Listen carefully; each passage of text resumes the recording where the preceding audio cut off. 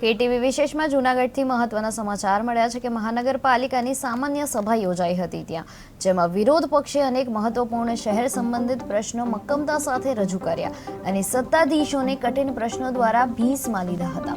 3 કલાક સુધી ચાલેલી બેઠકમાં શહેરના રસ્તાઓ, ગટર લાઈનો અને અન્ય નાગરિક સુવિધાઓના મુદ્દાઓ પર તીખી ચર્ચા થઈ હતી। સત્તાધીશ પક્ષના કોર્પોરેટરો તરફથી કોઈ પણ પ્રશ્નો રજૂ ન થતા તેમનું નીરસ અને નિષ્ક્રિય વલણ સ્પષ્ટ થઈ ગયું હતું। વિરોધ પક્ષે પ્રશાસન સામે આક્ષેપ મૂકતા કહ્યું કે શહેરવાસીઓના પ્રશ્નો આજે પણ યથાવત છે અને વિકાસ માત્ર કાગળ પર જ જોવા મળે છે। તેની ડમ્પિંગ સાઇટમાં ઠલવીએ છીએ, પરંતુ બાદ તો ત્યાં પણ કોઈ કચરો રહેતો નથી, પરંતુ જૂનાગઢ મહાનગરપાલિકા પાસે